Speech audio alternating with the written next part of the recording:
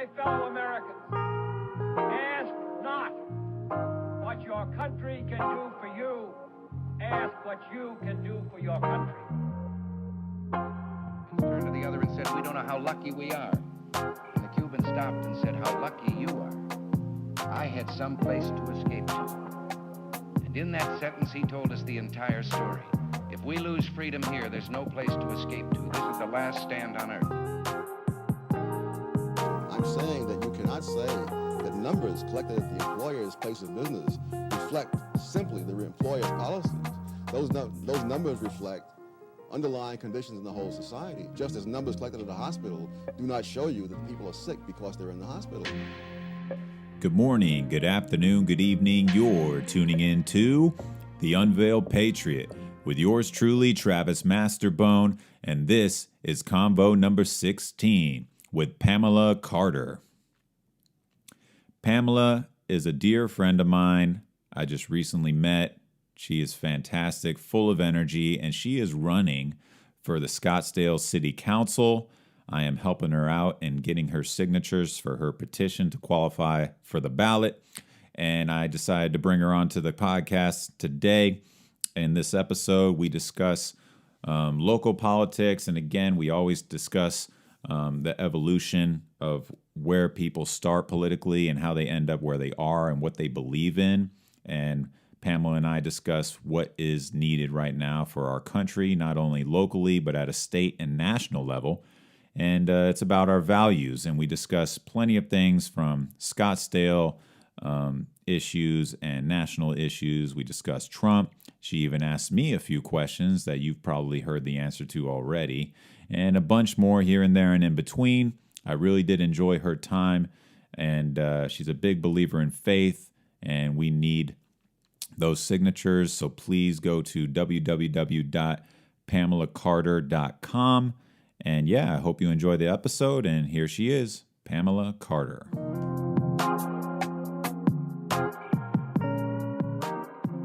Hello and welcome, Pamela Carter, to the Unveiled Patriot. How you doing? Good, Travis. How are you? Masterbone? Masterbone. Look, only a select few know about that. I know. Well, now everybody knows.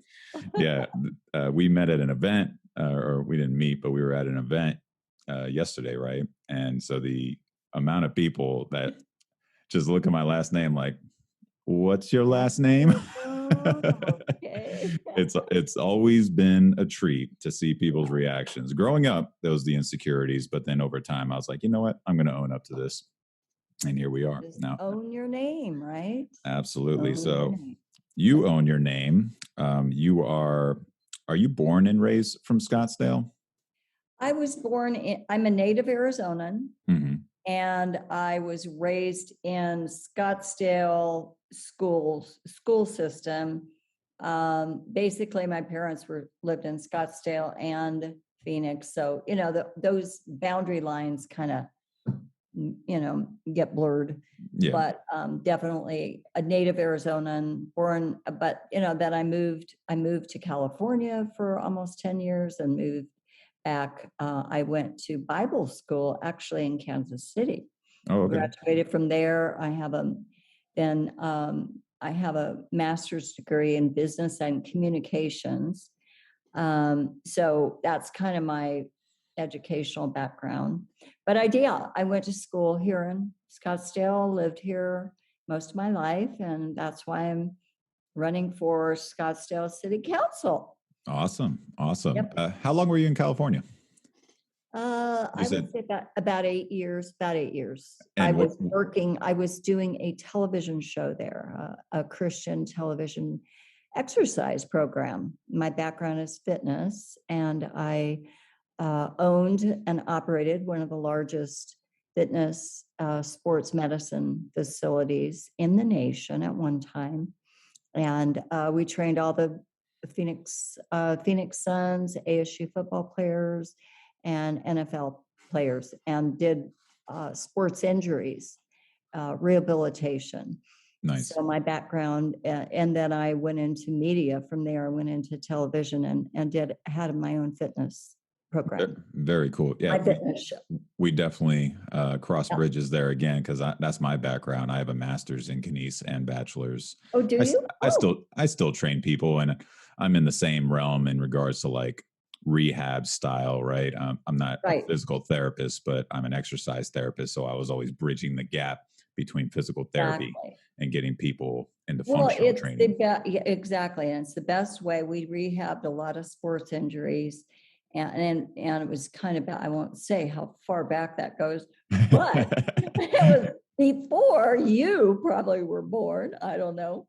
But I don't know how old you are, but my point is that we were forerunners in that field before anyone else was using weight training, or strength training to strengthen the muscles after and doing weight training.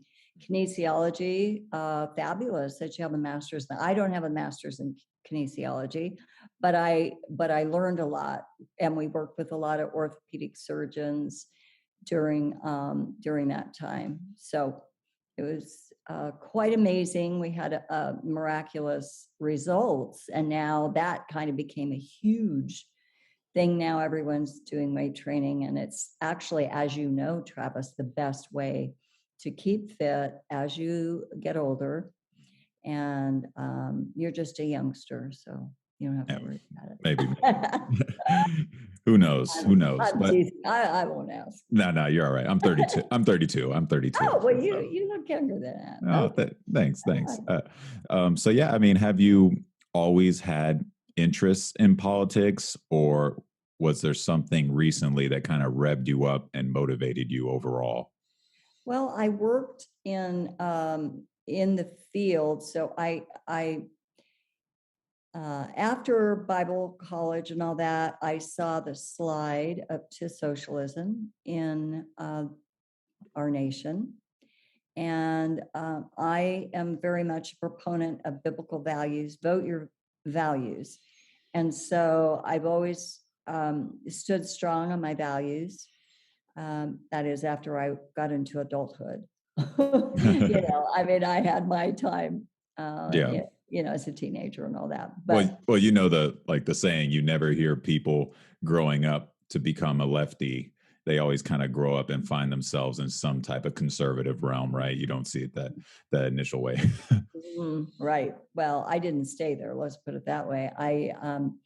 So when I came to Christ, I just saw the importance of prayer, and knowing the foundation of our nation. As you know, the founders were all believers, and really our Constitution is the foundation of our Constitution, as you know, was all from biblical principles. So I don't know a lot of your viewers if they are familiar with the Bible, but to me that changed my life. That's really the foundation of everything that I am, everything I've done in my life. And what motivates me to move forward in the midst of a lot of evil that we're seeing now. And it grounds me in my foundation so that I'm not swayed. Nobody can sway me from my values and what I know to be true, because it changed my life when I started reading the Bible and started having a relationship with God. I mean, I was raised in a church that it was all rules, regulations, and tradition. But when one of my prayers when I was, just to give you a little background, one of my prayers when I was in the church and I saw the cross and I saw Jesus on the cross, but it never affected me. I just knew that this was not the only thing there was. And so I one of my prayers when I was 10 years old, and I had you think you're running away from home, but are you really? I ran down the street to the church and I just was praying in the church. So that's when churches used to stay open. But and I said, if there's a God, I want to know him and I want to know his name. I mean, that's a pretty amazing prayer for a kid that I didn't know anything of what I was praying. But of course, lo and behold, in my early 20s, I gave my life to Jesus Christ. So he's the name. He's the name. He's the power. Everything that I am focuses around that.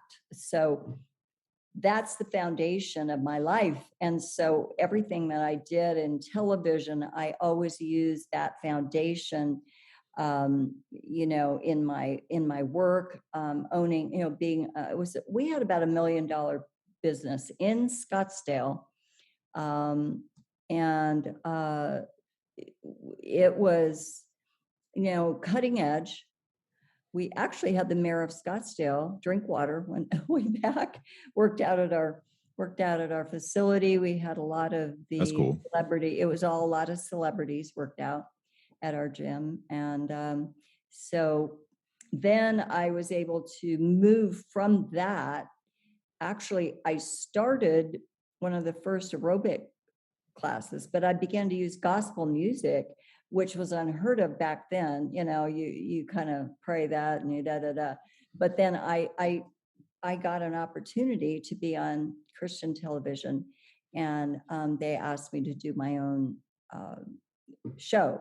Mhm. So I taught the Bible for 5 minutes, and then we worked out on the beach. I worked out. That's when I moved to California, and I actually had two or three different TV shows at the time. So I was able to use my faith and then also use my background in fitness, because I kind of tied those two together. That's before anyone was doing that. Mhm. So I kind of was I think might have been the first in the 80s to do that. So 80s and 90s. So Right. And so throughout this time frame, when you're wearing all these hats, yep.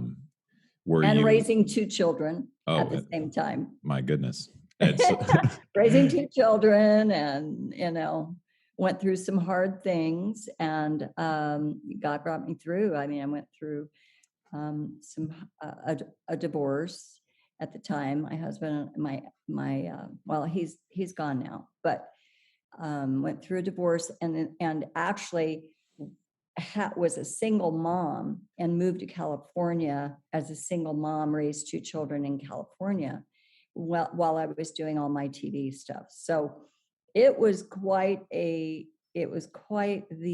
jump for me in faith, because I had to trust God every day for the finances. Of course, I got paid to do the TV shows, but it was a leap of faith just moving with two children as a single person.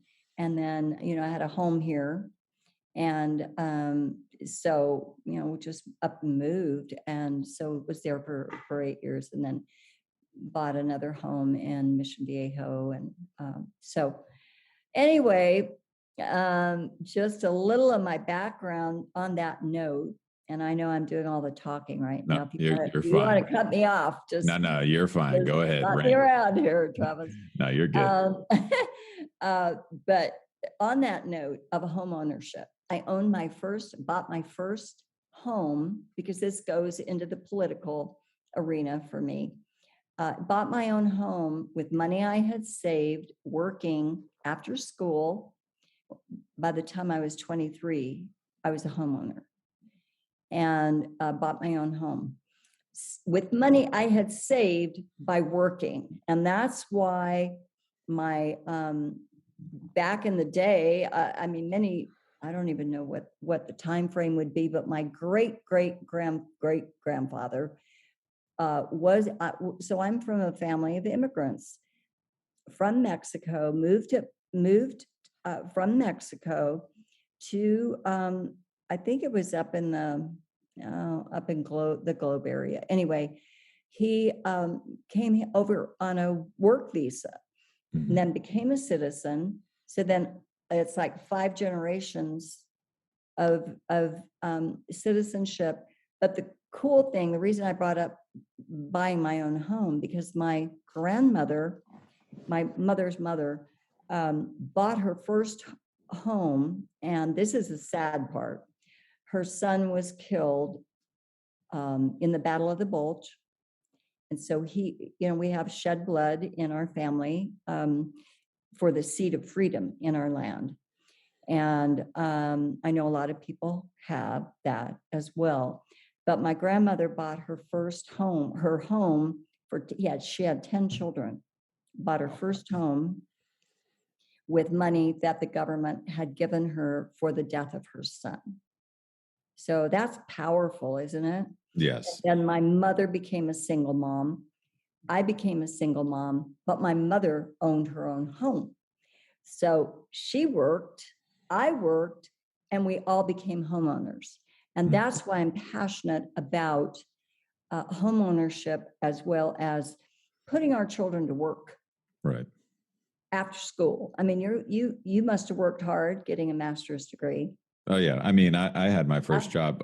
My dad I was fortunate to have a dad who loved me and really did everything for me, but he had me working in high school. After I was done with basketball practices, I would go to House of Bagels. Yep. And then once Yep. once college came around, I had to do some type of work. He never just let me get a free lunch. And so with the homeownership thing, I see where you're going. And this is kind of tying back to the initial like little segment we were in, where people grow up into becoming a conservative, right?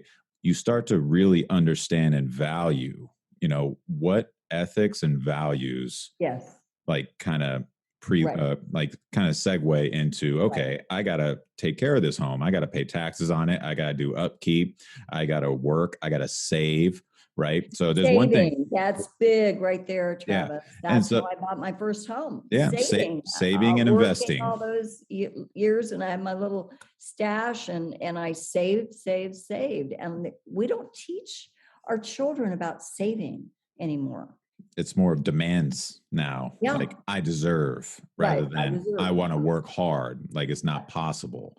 Right. And and so we can get into a ton of different topics there with that. But for the most part, with capitalism, I feel like that was a big part of my unveiling, but I was learning that when I was in my early 20s.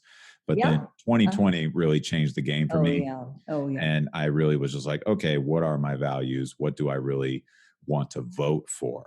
Right. And so interesting. What changed you, I would ask? I mean, I used to do interviews too. So I mean, hey, you could go ahead. No one ever asked me questions on here. I mean, essentially what changed me was living in California and actually seeing how my life can change, and it's out of my control in regards to politics. Right. And then on top of that, I had no idea about local politics, which is why I'm helping you out and attending these events and becoming a precinct committeeman, because I want to do the local stuff that matters most, right? Especially on who we're sending the DC to represent us. And so the narrative throughout my whole life was like, America's racist, America is evil, capitalists are greedy. We need to throw the baby out with the bathwater. And I knew that argument existed, but I didn't know if I believed it or not. I'm not going to throw the Constitution out without at least learning something about it. And then that is a different topic as opposed to current government, the corruption of our current government. And the only way that changes is grassroots. And so long story short, 2020 and all that crap changed the tides for me. Oh my goodness. On multiple levels. And fun fact about you is you had experience working on the Trump campaign, right? If I'm not mistaken. I actually was hired as the faith director to gather volunteers and grassroots in the churches and with people of faith, which was right up what I love to do anyway. But I really started in politics when a couple of my friends were running for Congress, and we jumped in and started helping them. We started going back and forth to DC, and attended a lot of events in Washington DC with my connections, and really began to do the hard work. And I know this is a fun story about you. No. Go ahead. You wanted to learn about politics. I said, okay. you can come with me because I'm running for office for Scottsdale City Council, and we'll talk about that a little bit later. But I said, okay, Travis, you're good. It looks real glamorous when you're up there and everyone sees you on TV or whatever.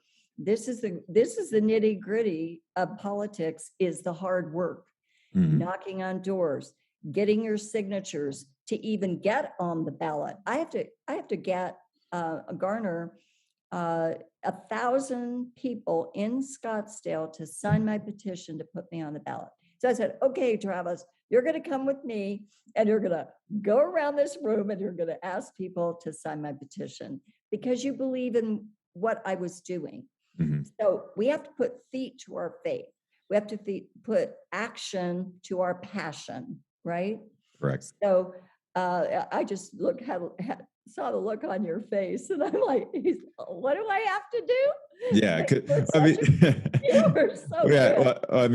I mean, once you get the talking, and you're going to come across people that are just like, no, I don't agree with anything you say or do. Sorry, kick rocks. But then when you actually do come across people, you actually learn a lot. Like we came across that table with those Canadians, right? And they give us a new perspective on whatever the topic may be, right? And so it's kind of fun. And I've always had like a sales background anyway.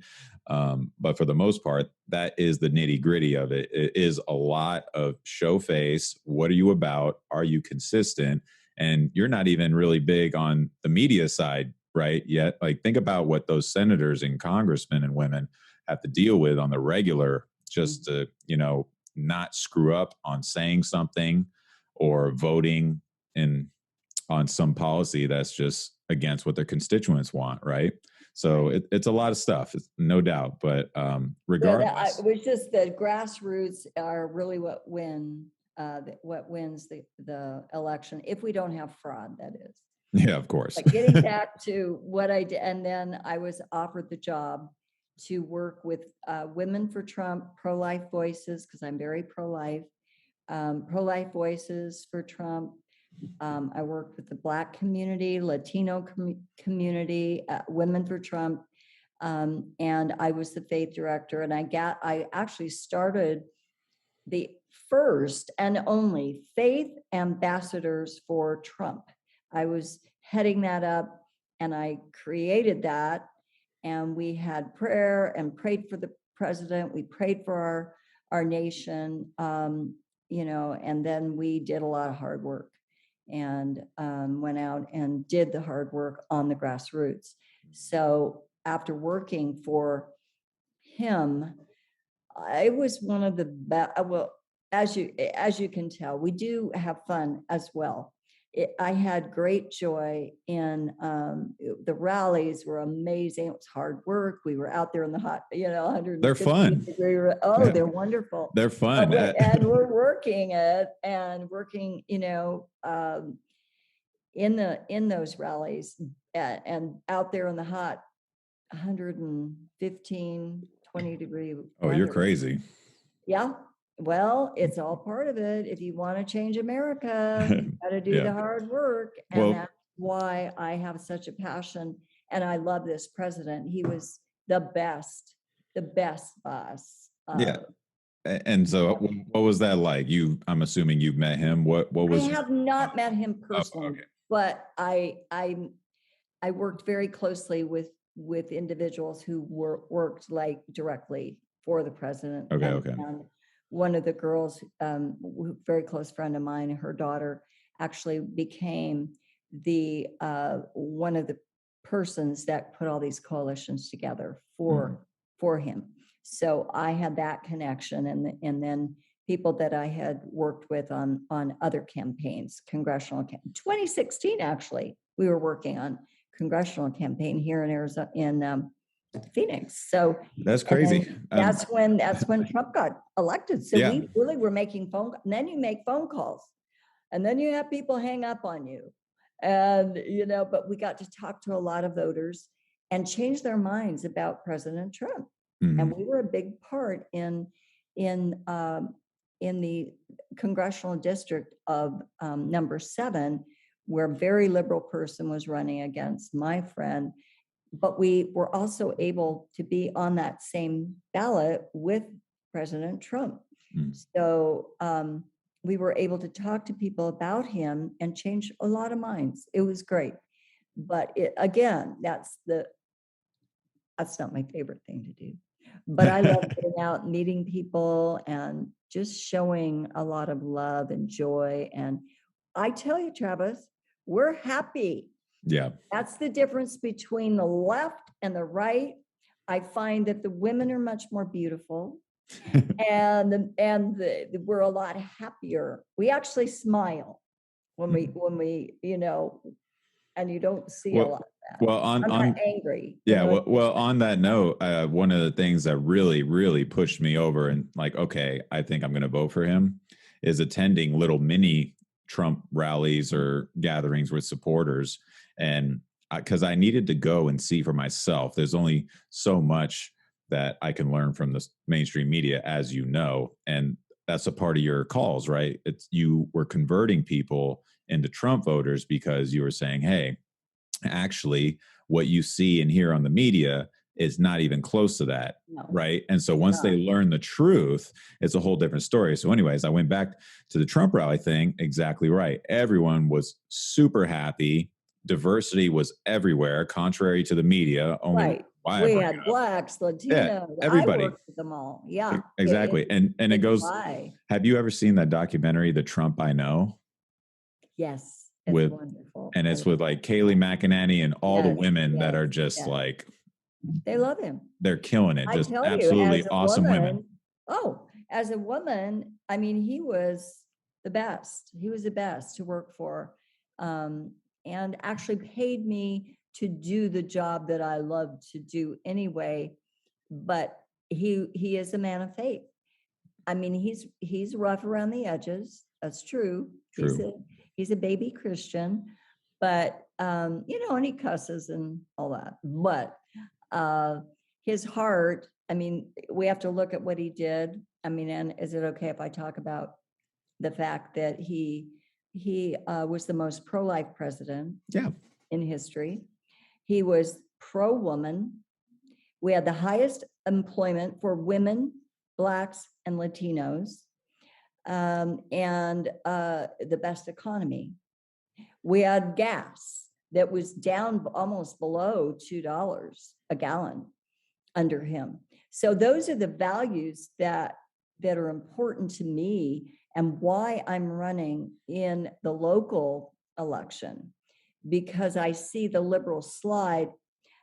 Just to talk about Scottsdale a little bit, our city council, 7 people, and for your viewers that are not, in Scottsdale, but they're maybe in Phoenix or other areas of the nation. I don't know what your viewership is, but your city council and your school boards make all the rules for your children and for the city you live in. And after I worked for the president, I saw what happened in 2020. I worked for the audit as well as an observer.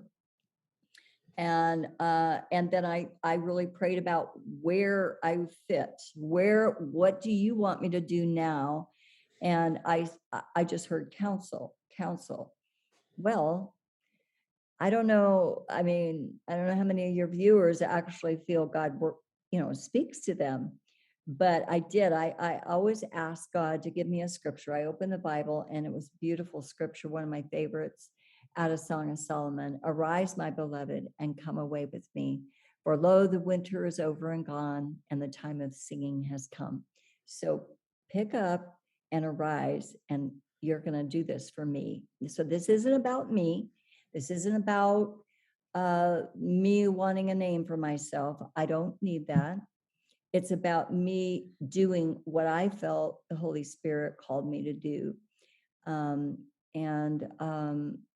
So I want to make a difference. 7 people, so 6 councilmen and the mayor, make all your decisions for what gets built in your city. They're in charge of the fire department, the police department. They make all the zoning rules. So if you don't like the fact that your city is being overdeveloped and huge monstrosities coming into your neighborhoods, then that's Obama's playbook. That's how it's called deconstructionism. Deconstruct the suburbs, bring in this affordable housing with big, huge buildings of 300 or more, and build them as high as you can, because money, height is money. Scottsdale is a beautiful city. And I remember growing up, you could just walk down in your neighborhoods and just know your neighbors. And not that you can keep that forever, but your children should never feel like their neighborhood is not safe. Right. So, And back to the founding fathers, that was the philosophy, to like build that close-knit community. And yeah, what you were saying about that strategy of urbanizing, right? What comes with that is always the consequences of it, turning it somewhat into Phoenix or Tempe. And so whether or not my viewers know much about it or what have you, but either way, Tempe, it seems like they're trying to creep it. The Tempe's south of Scottsdale. They're trying to creep that same type of a system and setup more towards Scottsdale, and turning it less into what, me and my wife moved here for a reason. And what that was, it was like a small town feel, but lively. And everyone is just so nice. Maybe one or two homeless people every once in a blue moon, right? But now it's not that way. Correct. That's why I'm running, because we now have the Afghan refugee situation right just south of our beautiful places in Scottsdale. We have the homeless population. We have panhandling on our street corner. Teen crime is up. Violent crime is up. And domestic violence is up. So it is something that I want to make a difference, because the council has passed every single thing that you see in your neighborhood, like you mentioned, that we don't want in our cities. Now, I can't do it for the whole state, like you're mentioning Phoenix and Tempe, but that's how it starts. Mm-hmm. And that's why, why they're coming to Scottsdale, don't you? I mean, because we're majority Republican. Yes, but also we're the wealthiest city in Arizona, and one of the wealthiest cities. So it's all about money. The developers are coming here trying to buy up our land, buy up our preserve. And I'm pro sensible development, but not this grab for our land, especially our private land trust. So we have to be diligent, and we need a conservative council that will bring the values that I grew up with and the ones you grew up with. I love your 1984 and your background, George Orwell. That's what we're going through right now. I tried to watch that movie, but it has a lot of other stuff in it. I couldn't watch it, but it was really insightful, wasn't it? No, once you watch the movie, the book just it's not the greatest acting, and it's whatever, but you get an idea of like, wow, this is kind of crazy. But anywho, that's what they're trying to do, Travis. They're trying to take over the one world government, and all the Obama and Biden and Pelosi and Clinton's the corruption that's has gone on for years, and we're just finding out. I mean, if we hadn't gone through 2020, I don't think a lot of this would have been uncovered to the degree it's been uncovered. Right. What's going to happen when the left takes over? We're seeing it, right? Mm-hmm. Yeah. What's going to happen? You want to live in this America? Look how fast it happened in 2 months. He undid everything President Trump tried to do. Yeah, an insane amount of executive orders, right? So the president isn't there to just start shelling out executive orders. That's not what it was designed for. And so there's a ton of things. I could literally probably riddle off like 100 things that I'm like, no, this is not what I want. I don't want what Joe Biden is doing and what that establishment is doing, like this term, the establishment. Like I would have never even known about these differences if I didn't really go through that experience in 2020. So me and my wife, we look at 2020 as sincerely one of the best years of our life, of our lives. Huh? Epiphany? You had an epiphany? An unveiling. That's why the podcast. Well, epiphany. Yeah, it was an unveiling. But I want to hear what. So you were very liberal? Is that what I understand? No, I wouldn't say I was wildly liberal. You were just leaning left. I didn't even know how to describe it when I was younger, but I was definitely irresponsible and, screwed around, didn't really care too much. But once I started focusing on getting my money right, for a myriad of reasons, that's where I knew, okay, I'm leaning in that direction. But with political issues such as like abortion, for example, I didn't care. And then the argument was always, you don't care about women's rights as a man versus woman thing. But then when you look at a pro-life protest, there's a ton of women there. So I if not majority women. So it wasn't about that. And then the same thing with the identity politics, same exact thing. It's like, okay, you care about this specific group for this type of reason, but then if they sway away from your beliefs, now the skin color doesn't matter. So you see, it's always an ideology thing. And so I had to decide, what is my ideology? Same thing with the Second Amendment. I was kind of like, oh, do people need their guns? Whatever. But then when I start looking at the stats and the logic and the push from certain politicians, when certain things occur, oh, here's an opportunity. Never let a good crisis go to waste. Right? Yep, there it is. So I really started to see that, and 2020 just made me a bit more aware. And to be honest, I kind of have an obsession with listening, reading, and then I wanted to hear about history. Like this ideology war has been going on for a long time, long time. I don't even know if I answered your question, but back to the city council, because also an issue is child trafficking. I recently, with my wife, attended Our Rescue event, OUR, and Our Underground Railroad. And it is baffling how much of a problem this is. Like, this is literally modern day slavery right here. And you don't hear a peep. No, and the council has never addressed it. That's one of my issues. That's one of my platforms, is to address sex trafficking, child trafficking. They're bringing children over, and I think a lot of this is happening on our streets and with the refugees and all that. We need to find a solution. But when our border is wide open, it creates horror for our cities. Think about the border cities now and what they're going through. Yeah. But the cartels literally are trafficking children, women and children over our borders.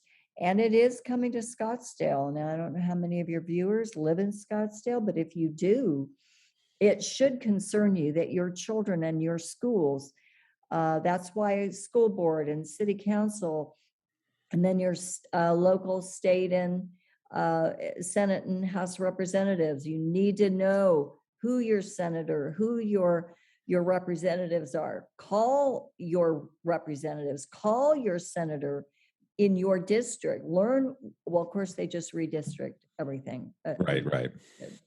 Redistricted. Yeah, they did some redistricting. Yeah, there you go. So about calling and pulling this alarm for your representatives, people on the left or even moderates, they'll criticize like, well, maybe you're just overreacting or what have you. My counter argument to that is always, well, are you going to pull the alarm? Like, you seem a little too cautious. And what's the worst that's going to happen? Like, why don't we just keep it 100% out? That seems nice, right? Doesn't that sound like a great idea, to just not have any kid trafficked or any human trafficked, right? And then with the schools, like, we went to that school board meeting, and these are things that are really occurring. And if I had kids right now, I'd be concerned. And the idea of homeschooling was always looked upon growing up like, oh, you're gonna have a weirdo kid. But then Exactly. now Boy, they're getting a little crazy. Yes, our homeschooled children actually have higher IQs. They spend time with their families. And now the homeschooling program is, for parents who can do that. Otherwise, get involved in your school board and don't allow them to railroad parents to, not speak up. And we have a couple gals running that are, I think, very good candidates.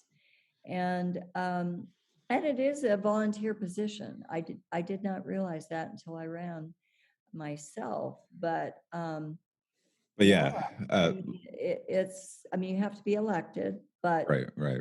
And so paid to take all that abuse. And so with the councilwoman position, you had your calling and you feel like this is something that you are going to do. When you're in this position, you mentioned the trafficking, the affordable housing and development, just at least getting it under control and being diligent about it. Sensible development, and working with our police and fire departments. Right. And creating a liaison in these areas. You mentioned one of the trafficking agencies. And the drug problem. I was talking to a young man who now has a felony, but he got clean and sober, but he was doing, the fentanyl that is coming over our borders now. Yeah. It's a killer. It's killing. Yeah. We just had a homicide on the streets of Scottsdale of an 11-year-old child. I think I definitely saw that on the news not too long ago. Yeah, so when I was in the gym. Got, and Scottsdale was pretty protected, I'd say 10 years ago. You never would have heard of anything like that. Right. But our council has gotten so liberal and passed so many things that we need to stand against, and then trying to market our beautiful preserve. People come to, it's a recreation destination. We don't want trafficking here. We don't want the panhandling on the street. We need to come up with a solution. So that's what I would love to work with agencies, churches, because I do have a connection. Let me just mention one church I believe that is a role model for all churches. Dream City Church. Charlie Kirk was just there this weekend. No. Have you ever seen a lot of what they do? They have programs for alcohol, drug abuse, but you have to have boundaries. I love it. I love their program. You can't just come and just crash even their thrift shop. They have a limit on how much you can take from the, donation wise. You can't just fill up a garbage bag and then go and sell the clothes, or they have limits. And I love that they have criteria that if you want to be in their program, you have to make a year commitment, no drugs, no alcohol, and you have to get clean and sober. They will help you get off the street, but we have to have boundaries. We have to have criteria. Right. And it sounds like this more left-leaning council. I talked with a constitutionalist not too long ago on my podcast, and he is basically saying we are electing officials that don't understand the Constitution and don't understand what the founding fathers were putting together. And that was a perfect example with the church. Right. Limitations. Human nature has certain ways of behaving, and we need to put ourselves in this constrained vision of society. And so I don't see a problem with that when we start really thinking about policy, especially on a local level, and for damn sure when it comes to the federal level. But it But has to start at the local level. Absolutely. You have to work with churches, and you have to start somewhere. And the local politics, if it would have been my choice, I would have gone for state or, a state representative or a state senate, and then, Congress. But I really had a vision when in the Bible, when God told Joshua and Caleb to go in and take possession of the land he was giving them. They went in city by city, and then they took possession of what God had already ordained for them. That spoke to me. That's why my scripture on one of my is vote your vote. Yeah, your voice is your vote. And then I have a scripture, Numbers 13:30, that is we are the spies went in. They had 12 spies. I talk about then there were two, but originally there were 12. 12 people went in to spy out the promised land, which I think is America, promised land. And what our vision is to keep America beautiful and, liberty, freedoms with boundaries according to our Constitution. Right. But when they went into the land, there were actually giant beings that were there that were probably 9 to 12 feet tall. They're called Anakim and Nephilim. And they were actually inbred. That's a whole nother Bible lesson. They're inbred from the fall. And but there were giants. They said we look like grasshoppers in their sight. And they were afraid. What is Satan right now using? He's using fear to control the masses, right? Masks, vaccine mandates, mask mandates. He's using fear of getting too close. Don't get too close to me. I might get sick, all that. Anyway, so the spies go in, and they came back. 10 of them came back and said, there's no way we're going to ever be able to take possession of what God has promised us. So God gives us a promise, but then are we willing to pay the price to get that freedom, that liberty that we all want? So when they went in, Joshua and Caleb came back with Numbers 13:30, and they said, we are well able to take the land. So that's why I have that scripture on my palm card, that my information, because they spoke what God had said, and they said, no, we are well able to take the land. So that's my mantra. That's my war cry, I would say. We are well able. Together with those, as we come into unity, especially in our conservative movement, if we come together as one, we cannot be defeated. It's that we can't just faction off into our little groups here and there. We have to come together under, our values, and then what the American flag is essentially supposed to stand for. Right. Right. And I agree. And we have to work at it within, these constraints. And I believe that's what the founding fathers really, really were putting forth during that time. And it's insane how, I don't know. I don't know if there's people as brilliant as them today. I would love to hop in a time machine and just be a fly on the wall, just to see how they interacted and behaved and set forth policy and put together this Constitution. But again, wrapping that all back around, it's like we have to educate ourselves, and there you go. And that's what you're trying to do right now, is you're educating yourself. You're jumping in on the grass level. That's what every one of us should be doing. is coming in and um, working, side by side, get trained and equipped, Yeah. right? And it's like my dad used to always tell me, Travis, one day politics is going to come in your life, whether you wanted to or not, right? You got it. And I think 2020 was that moment where I was like, oh crap, I think this might be my time. And yeah, the podcast is just, there's so many facets to it that really, really intrigue me to keep doing it. Not only just as like something to vent because I would just walk around talking to myself out loud, but also it's like a diary. I could listen back on how I used to think, and who knows how things change over time, right? But it would be nice to read your diary through your headphones of what you used to say. Wouldn't you love to have that?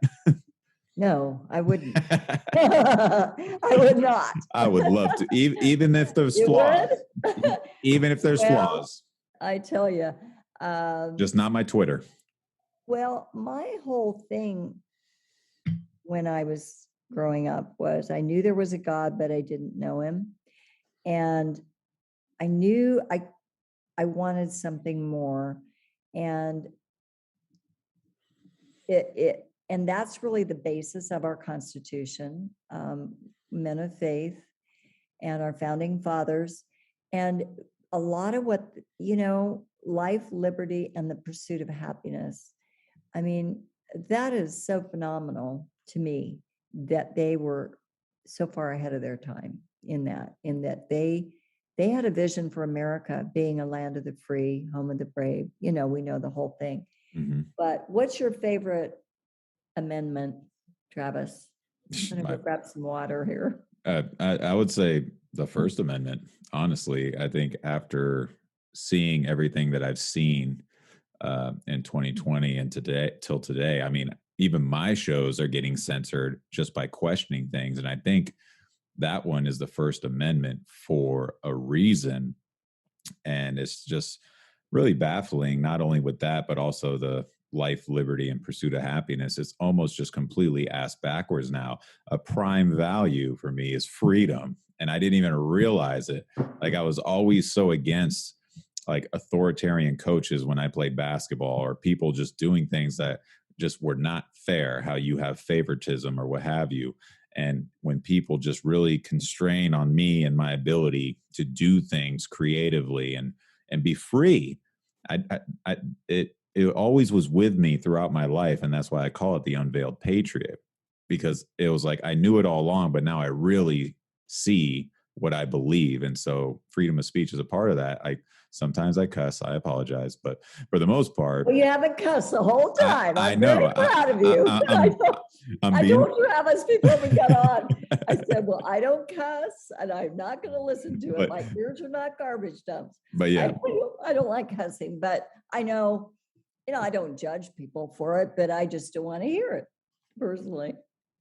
So you've been very good. I will give you a gold star. Good. Don't listen to my other episodes. No, I won't. I'm trying to be a bit more professional because I do want to pursue this even more in the future. I don't know if I'm ready yet or not, but for the most part, I do want to get more involved and actually in it to win it in the mix of politics. And so segueing off of that, where do you see the future for you? You do your years in city council. Do you see yourself going to DC or just staying somewhere more local, like a mayor, governor, something a bit more? Well, it's in God's hands. Let's put it that way. I will just do my job. I will do that assignment because that's what I feel. I feel like I was called to this, but then I know it was also an assignment.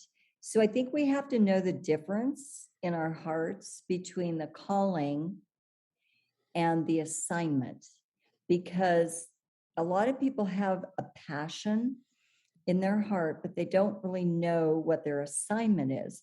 So we have to differentiate between your assignment and your calling, because they should at some point come together, as in your life.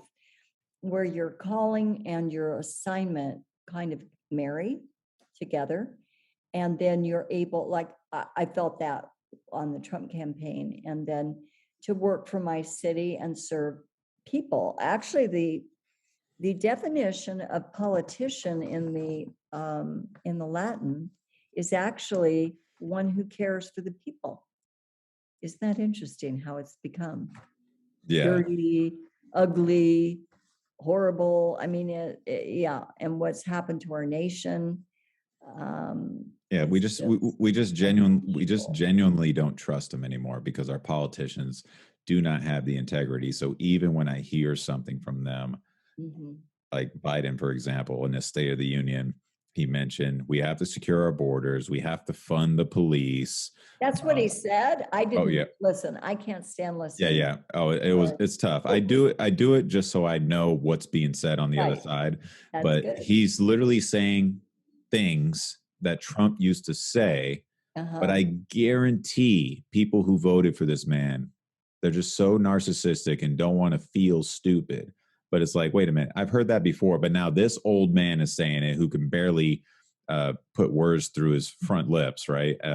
It's just insane to me. And so these are just things that he actually said that, Travis. I swear to God, he said he has to secure the border. We have to secure the border. Well, why hasn't he done it? They want millions of people to come into our cities and just like the Antifa and all that happened, having defunding the police, wanting the police to stand down, that sort of thing needs to stop. Mm-hmm. Yeah. And then all the things that he's doing overseas as well. So he's just being an absolute terrible president from my perspective, in my opinion. But I wouldn't even have the ability to critique him if it wasn't for 2020 and just me just coming to terms with my Trump derangement syndrome, because I did not like Trump. Okay, let's talk about that a little bit. I want to hear what happened to you personally, because I think if we personalize this, I kind of told you my personal journey is just having a standard of biblical values, and that's where I stand on things. And if it doesn't line up with that, then we're not going to do it. You know what I mean? But tell me what your journey was in the Trump derangement syndrome. I want to hear about this because it's very interesting that you were able to articulate that. Yeah. Well, I mean, as a crossover. Well, step one, you're in trouble because you didn't listen to my intro or my first episode, but we'll get to that later off the mic. And then step two, I'm going to say where the Trump derangement syndrome came from. I lived in California. Oh my. And so at the time, though, you can't feel bad for me because I was just a part of my environment. This natural human tribalistic phenomenon that occurs is that we are around these people. One person says this, Trump did this, what an asshole. Oh yeah, Trump's an asshole, blah, blah, blah. Trump's an asshole, blah, blah, blah. You just repeat. It's right. Like a parrot, and right? So that they're saying that it's not really philosophical, ideological like arguments and thinking. It's okay, I heard what he did. This is wrong. I'm there, I'm listening, and I'm saying, oh, well, he must be an asshole then. Yeah. And I call it headline syndrome as well. So Trump derangement. Very good. That's good. And all I remember is genuinely headlines about everything that this guy has ever been criticized for. And sure enough, one time it was during the George Floyd thing. Someone on Facebook posted something negative about Trump and Trump's response speech about George Floyd. And I thought to myself, like, Trump can't be that stupid to not be able to like condemn, because at the time this was right when all it was this cop on his neck, so there was no further information. It looked bad. Yeah, it did look bad. It looked bad. Yeah. So in that moment, I was like, he can't be that dumb. He has to be able to say the right thing. I went and watched the full speech for my damn self, and then I was like, it is completely different, right, compared to what the media is saying. And then I just asked the question to myself, like, what could he have possibly have said? You know, I think everyone, like, there was riots in 2016 in the inauguration, And the night he got elected, I don't think there's anything he could have said or done that will change the minds of so many people today. Like, I still get kickback from people today that probably will never talk to me again just because I said I voted for Trump. And it's unfortunate, but Isn't it? yeah, Well, it's but they loved living in the land that he and the rules and the orders and everything that was passed. mhm, They loved having a job. They loved having their family safe. They loved law and order. They loved all these policies. That's what I used to tell people when I worked for him. Uh, don't look at the person. If you don't like the person, that's okay. Look at his policies. correct. Do your, and especially believers, especially Christians, do your biblical values line up with his? Period. Yeah. And did he keep his word? Yes. Everything he said he would do, he has done. Right? Yeah. And if it wasn't 100%, you at least saw some effort or something, right? Biden is the polar opposite. He said so many things that were cringy during like debates and during his campaign in the basement.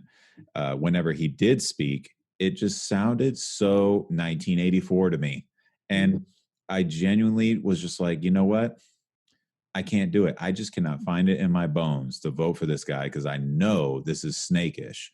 And people may not like the way Trump looks, how he sounds, how he talks, and his reputation, right? People are so quick, like, oh, well, he's not a businessman. Like the Taj Mahal didn't work out. And I'm like, yo, I literally do business and have talked to so many businessmen.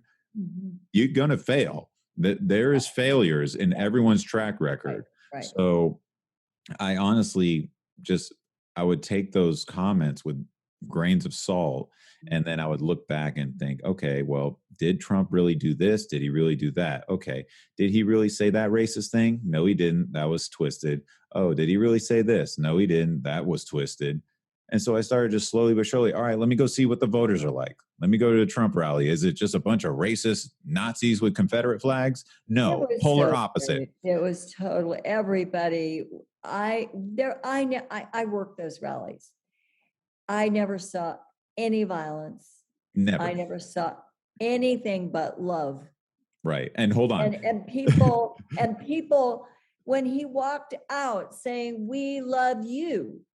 Have you ever heard that? Yeah, I mean, any president get people chanting, "We love you." Yeah, and these are crazy phenomenon, and it was amazing. I mean, it made me cry when I was out there and I would hear that. And so hold that thought, because when I go to the Trump rallies, guess who were the violent ones?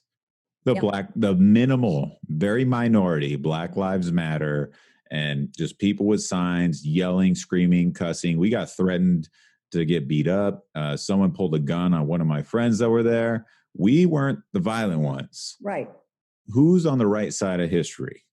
And that's what I was looking at. I was just thinking big picture, and at the end of the day, your values, they don't have to 100% line up with the candidate. Of course, and they're not. And no person's perfect. Yeah. No president's perfect. But well, he's not God. He not God. He's definitely not. He even said, someone said, "You're the most famous person in the world." Did you ever see that clip? No, I didn't. And he looked up and he said, "No, I'm not. Jesus Christ." I did not. Most famous. He did. He said, I have it on my Facebook page. Oh. And again, also people can go to my website, PamelaCarter.com, to get more information on my campaign and to sign my petition. They can sign my petition online, as well as look at where I stand on just about everything, because I'm not going to hide it. And Travis, how some of these jokers get in is they will tell you, well, even in the council, city council, they don't even have to say where they stand on the issue because it's technically a nonpartisan race. But So you write a candidate statement. I went to this school. I did this. I did that. This is my background. This is my family. Vote for me. Period. I had no idea who to vote for in 2020. So you have to really, really research your candidate. How did they vote? What are their stances? What have they said? My social media, you're not going to see, I mean, they may be able to twist something on there, but you're not going to see anything that I don't live or that I'm not, in agreement. I don't post things unless I'm in agreement. So that's how some of these people get elected. And then the dark money. Let's talk about that. The dark money. They make deals. And then they, especially in California, as you know, they get into office with dark money, promising, well, I'll give this contract to this business person or this construction company or whatever. And then they get in office and then they pass that. Oops, sorry. Sorry about that. No, you're right. Falling, yeah. No, but you're absolutely right. And So it's all about money, Travis. I'm sorry. Yeah. I know. I know. And it's also, my theory on it is, if we start reducing the power and the authority of the government, now these guys aren't going to be so conniving in regards to getting their developments passed or any kind of favoritism. And I think this was a big thing with Trump, is that he didn't have the lobbyists, right? And I know this from multiple sources. He didn't have that. So this causes a big stir. And so on that note, with the dark money and California, the deep blue sea over there with Gavin Newsom, I just watched an interview with this guy, Michael Schellenberger. He was a left-wing guy, but it's that same phenomenon of the left pushing you to the right. And he is just fed up. He has a book called Apocalypse Never, right? Dealing with climate change. He was a big activist, but then his real interesting one, though, is called San Francisco. And it's all about San Francisco. I used to love that city when I was younger in high school. It was a beautiful city. They ruined it. And college, too. I used to go a lot. Now it's literally a zombie apocalypse.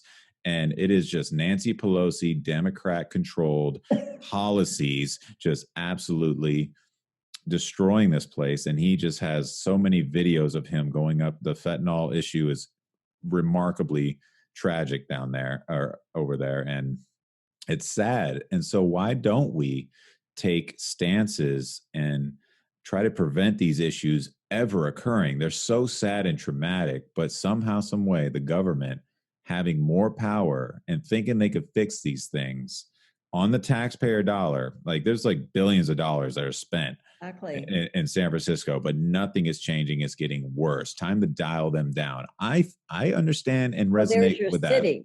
There's your city for you. Yep. You know what I'm saying? There's your council. There's your city. There's your city officials. There's your mayor. Yep. The mayor has, I mean, we saw all this in DC, the mayor, and all that happened January 6th and all that. And what happened with that was a travesty, really. I mean, we won't get into all that, but we know that was planned and organized, that whole thing. And there were some people that, got caught up in it and all that. Right. But for the most part, we know it was planned and organized. Yeah. And so I don't know, but I have questions. They knew that the organization was coming there. Full notice. Nancy Pelosi had a duty to at least set up something. They set up fences right now in fear of this American convoy, but they couldn't put the National Guard there or fences for this Trump rally. You know why? They didn't want to because they already had this planned and organized. Yeah. But the DC police were going to, I don't know. I don't know because I don't have facts at this point, but it's going to come out. The truth. Yeah. And think of this too. You had over 1 million people there, if not more, right? And you don't think there might be some trouble? Humans are very, Right. very hard to contain. And all throughout the Black Lives Matter, if anyone ever pointed out, like, hey, they're rioting, hey, people would justify it and say, oh, those are provocators. Yeah, right. But we can't have provocators at that place, right? And then they tried to impeach Trump. That was the most jokish thing I've ever watched. Those, But wasn't it? It was 2 impeachments. yeah, the second one was hilarious. I watch his lawyers. If you ever get a chance, go to the YouTube and don't watch his first lawyer speaking. There's like a second one that comes in, I think on the second I hope day. he's better than the first one. I thought, what? Why did you have this guy be your lawyer? Oh Yeah. gosh, But the other one, he just plays a full clip and he just shoved it in their face on how many times that Democrat officials, I think it was like a 14-minute video where Really? where they say the word, we have to fight, we have to fight, we have to fight. And that's what they were trying to impeach Trump on, because he told the voters to fight for their voice, right? Yeah. And it's like, that's just an expression. He wasn't promoting violence. And so I told like 10 people, I was like, Trump's not getting impeached. Like, what a joke. They got nothing on him. There's nothing that he did. I watched the whole speech before that madness occurred. And the difference is we condemn it. We weren't happy about that. That's not a win for us to raid the Capitol with a bunch of Looney Toonies, right? At the end of the day, like, they were like, if you see the videos of them in there, it's actually quite comical. It looks like a scene from like The Office. It's pretty hilarious. And they want to demonize. Bad acting. It was all acted out. A lot of it. I mean, it's awful that someone was killed. A couple people. I don't know right. Were killed, but they were like One. bad actors. They were like, and then I don't know. It was very bad acting. Yeah, there was a lot of weird things. They were walking through the red velvet ropes. Again, there was that lady that was killed, shot, who was a Trump supporter. And then there was the rumors of a cop getting beat by a fire extinguisher, but later it became no fire extinguisher. He had a heart attack. And so information and misinformation and propaganda. We need to pray for those people that are held with no bond and no trial. That too. I mean, it's that too. We need to stand up for them. It's more un-American stuff. And so, yeah. Overall, just to wrap it up, for the most part, it's getting in touch with the values and learning about, like, truly, genuinely trying to learn about, America, like the founding, and getting back to it. I think they don't take everything out of our schools about America, the truth. True, correct. And we're going to have to pass that on to our children and grandchildren, but yeah, I see you have a Constitution in the background there. Yeah. And get these kids to read the Constitution, study founding of America in truth. And dare to read the Federalist Papers too. These things I think are important, and I'm no expert by any means. There are some really brilliant constitutionalists that I'm bumping into over here, but for the most part, I just want you to give like one last closing statement. Like, if you could just speak to, anyone in the nation and then anyone in Scottsdale, little segue, just how to close out on what you want to bring to the table, what's most important.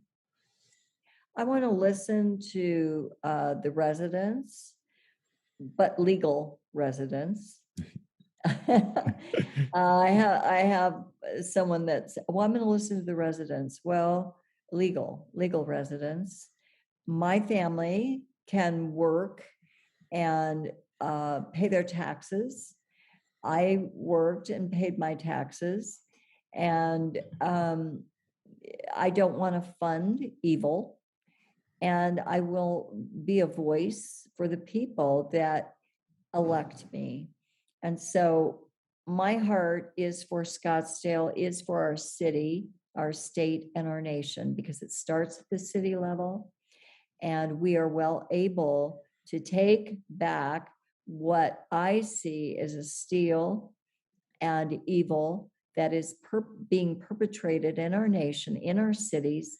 And if we don't stand up now to the liberal slide in Scottsdale, with all the issues that I brought up in the beginning of the segment, and trying to the deconstructionism movement to turn us into a city that is not what I grew up in a beautiful, like you were saying, and that's one of my sayings, is it's a small town feeling with a big city flair, and that we want to have our tourism, we want to have tourists be welcome here, but yet we allow the developers to, I don't know who's getting kickbacks and who isn't. I don't know that for a fact, but there does seem to be a working with these high-rise, overdeveloped neighborhoods being plopped in the middle of our suburbs. We're a city that everyone wants to live in. It was voted the most livable city in America at one time. And our mayor and our council controls everything that happens in our city, in Scottsdale and Phoenix, wherever you live. You need to go to these council meetings like you did, and you and your wife got educated. And then be a voice. You could speak at your school boards. You can speak at your council meeting. If you have an issue, you can bring it, because now everything is on video. So you can bring your issue before the council.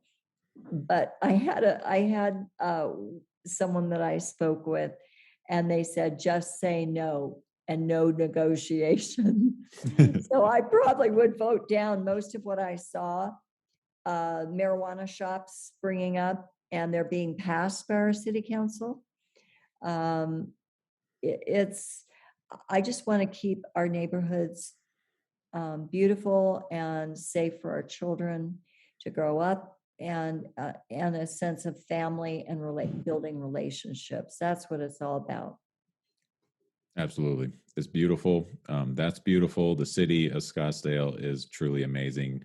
And I really, really hope that you help preserve it, preserve why we moved here initially. And we don't I will do everything that I am given power to do. And then everyone else, I want to encourage your audience, get involved in your local politics, get involved in your state and your state governments, and learn, like you were saying, Travis, learn about your city, learn about your state and what's going on in your districts, because that's where it's happening. And then all of a sudden you wake up and how did this happen to our city, right? Mm-hmm. Or how did this happen to our state? Look what happened to California. I lived there. It was beautiful. Mm-hmm. No, that's great. You're absolutely right. Let's use the founding fathers' mindset and put up these safeguards. Stop calling us alarmists, and especially if you're not going to pull the alarm. And the only way you can pull the alarm is if you're educated enough to see when an alarm needs to be pulled. And so once again, website is PamelaCarter.com. So if anyone from Scottsdale, please feel free, sign. We need some American. We need signatures. I had Travis out helping me gather signatures to get on the ballot, the 1,000 signatures. Anyone in Scottsdale too, they can sign my petition online. Go to PamelaCarter.com, and there is a link to sign right there. They can put in their driver's license number, and it'll take you to sign for Pamela Carter for Scottsdale City Council. And I will fight for you in your city, in your state, and in this nation. I will never, ever, like Winston Churchill said, we will fight and we will not give up our freedoms to these radical leftists and what they want to, how their vision for America. That's not our vision, right, Travis? Absolutely. All right. Well, thank you for your time and thank you for listening, everyone. Hopefully you could make it through an hour and a half almost here. Almost. It comes with it, but you never know. There's some people that do just like to dive in and resonate. But yes, I can't thank you enough for joining. Love the conversation. You are a very genuine person. I feel that, and that's why I help you out. And I really hope the best for you. Thank you. Thank you, Travis. All right, Pamela All Carter. right. Bye, everyone. Thanks for listening.